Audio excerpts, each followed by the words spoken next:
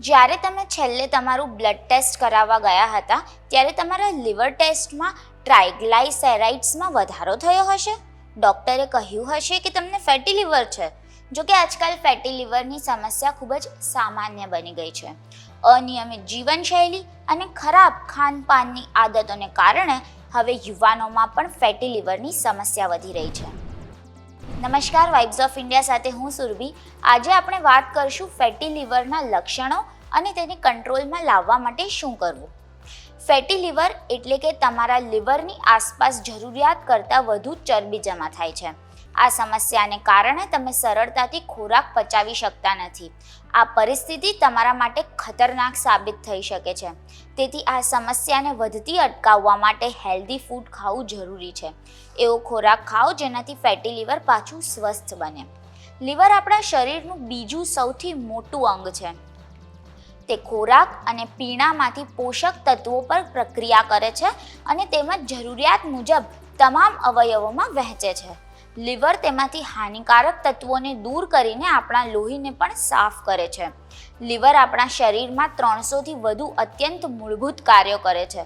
તો fatty liver એટલે કે તમામ કાર્યોમાં અડચણ. યકૃતમાં વધુ પડતી ચરબી બળતરા પેદા કરી શકે છે. આનાથી અલ્સર પણ થઈ શકે છે. ગંભીર પરિસ્થિતિઓમાં અલ્સર લીવરની નિષ્ફળતાનું કારણ બની શકે છે. ચિંતાની વાત તો એ છે કે ફેટી લીવર એ લીવરની સામાન્ય બીમારી બની રહી છે.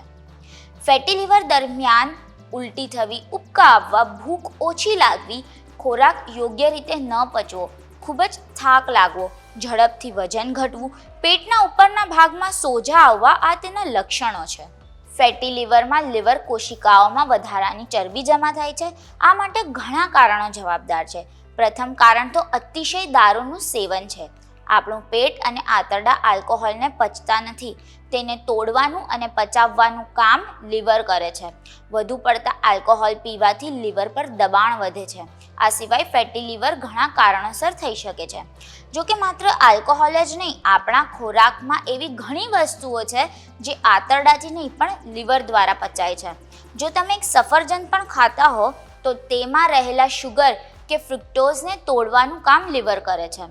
આધુનિક જીવનશૈલીમાં આપણા લીવર પર એટલો સ્ટ્રેસ આવી ગયો છે કારણ કે ખોરાકમાં ખાંડનું પ્રમાણ ખૂબ વધારે છે અને આ બધી ખાંડ આખરે લીવર પર પડે છે, જેથી તે તેને તોડી શકે અને તેને પચાવવા અને જમા કરાવી શકે.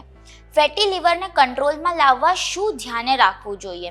તો જટિલ કાર્બોહાઈડ્રેટ્સ, ફાઇબર અને પ્રોટીનથી ભરપૂર કુદરતી અને પ્રક્રિયા વગરના ખોરાકને આપણા આહારમાં સામેલ કરીને આપણે સારી શરૂઆત કરી શકીએ છીએ. તેનાથી સતત એનર્જી મળશે અને ભૂખ ઓછી લાગશે. ફેટી લીવરથી બચવા માટે તમારે નાળિયેર પાણી, કઠોળનું પાણી, છાશ જેવી વસ્તુઓનું વધુ સેવન કરવું જોઈએ. દરરોજ થોડી કસરત કરો અને ચાલવાને તમારા જીવનનો એક ભાગ બનાવો. સાંજે 7થી 8 વાગ્યા સુધીમાં ભોજન લો અને મોડી રાત્રે ખાવાનું ટાળવું જોઈએ. વાસી વસ્તુઓ ખાવાનું ટાળો અને તમારા ખોરાકને સારી રીતે ચાવો.